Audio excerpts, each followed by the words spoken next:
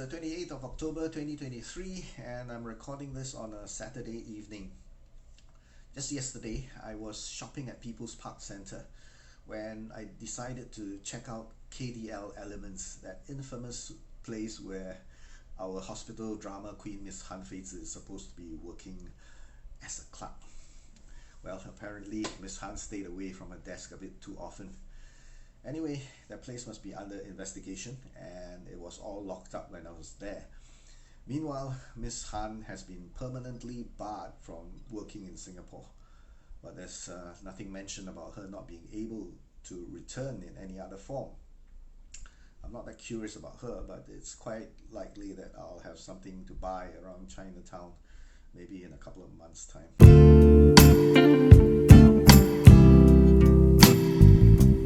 Now we are coming to the end of October. In a few days' time, we are going to be rewarded for very compliantly going cashless.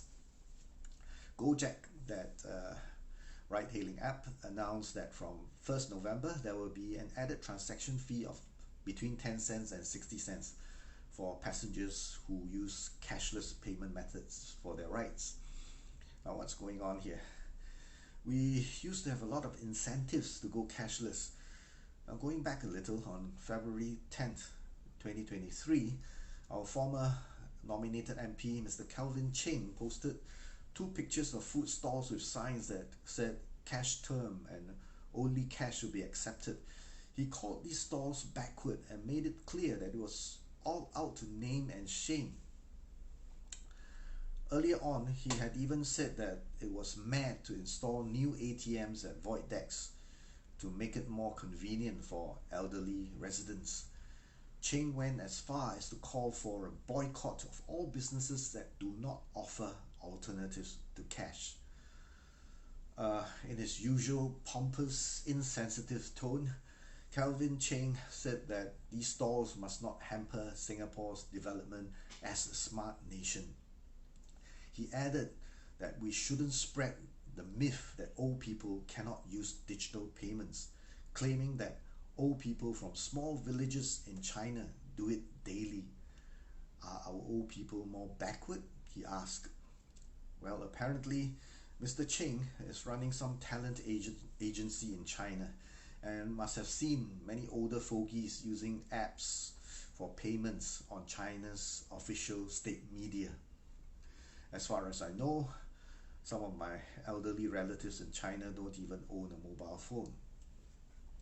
Can we just ignore Cheng? Well, his call for boycott on Facebook got 206 likes. Cheng insisted that it's shameful to accept cash only, and shops that do that should not be allowed to operate in a CBD. He pointed out that he was worried when he saw all the negative comments he saw on Facebook in response to his postings. He is not worried about getting flamed, by the way. He claimed that he was worried for Singapore. He believed that Singapore will be left behind by others if we don't go cashless. While I appreciate the convenience of cashless payments that eliminate coins and checks, we should never do away with non-digital alternatives. Let's not underestimate our hawkers.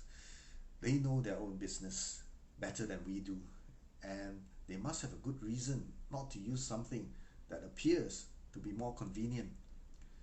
As experience has told us, our cashless transaction systems are neither foolproof nor fail-proof.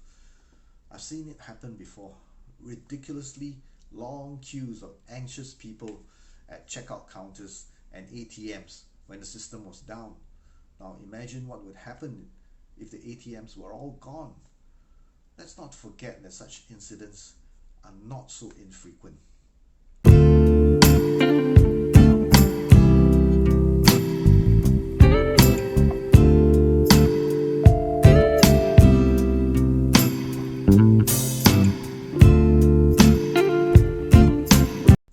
After we've all been encouraged to go cashless and even shamed for not doing that, Gojek is going to charge for cashless transactions. Why do I feel like we've been tricked? Should we shame the companies that charge for cashless transactions?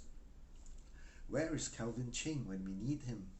The cashless transaction systems are not scam-proof either. Knowing how to use apps is one thing. Being able to detect scams and cheating is another. The elderly folks in China may know how to use these apps, but they are also a very vulnerable bunch. Not being able to pay for purchases due to a system fault is a relatively small problem compared to getting scammed. In the past, swindlers had to meet up with their victims to trick them into parting with their money. The scamming business has become a lot easier nowadays.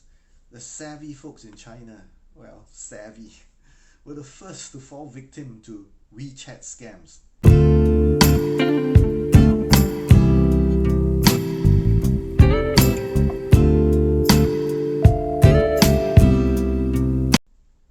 Now below are the 8 most popular scams on WeChat.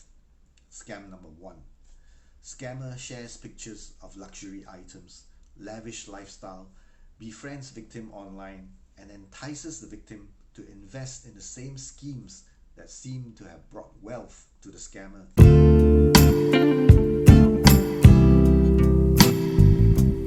Of course, it's just a Ponzi scheme and the victim loses all his money. Scam number 2. The scammer shares pictures of luxury items, befriends the victim online, claims to have some connections with the supplier, and offers to buy those items on behalf of the victim at an attractive discounted rate. Once the money has been sent, the scammer disappears after saying that the goods have been detained by customs. Scam number 3. The scammer pretends to be the supplier of goods that interest the victim. Then he provides a malicious QR code for the victim to scan.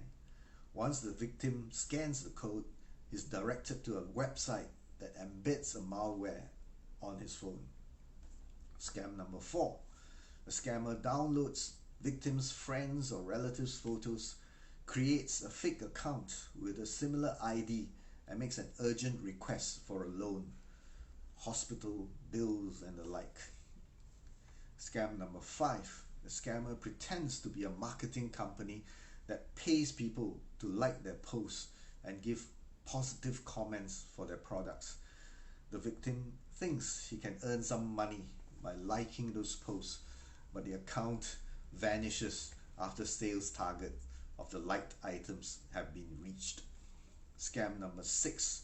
The scammer creates a fake account and pretends to be a government organization seeking payment for permit or license renewals. Scam number 7. The scammer entices victims with beautiful pictures of women providing sex services.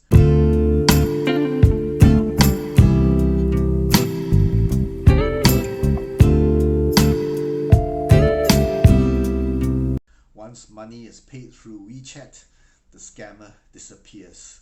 Scam number 8. The scammer puts up an employment ad and asks victims for registration fees before an interview could be arranged for them.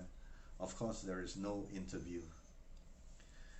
A recent report at the Global Anti-Scam Alliance Summit in Lisbon, Portugal, reviews Singapore as the country where scammers had the most success. During the one-year period from August 2022 to August 2023, gangs are estimated to have scammed approximately US 1.2 trillion globally, of which victims in Singapore lost an average of US $4,031 per victim. This is the highest amount among all countries that provided data. Why are scammers more successful in Singapore? I don't think Singaporeans are more foolish, though they can be more gullible. One of the reasons could be that we have been forced to go digital as the only possible route to renew licenses, process applications, and so on. Being completely dependent on a digital environment also increases our vulnerability. Where do we go from here? Well, who knows? Have a great weekend.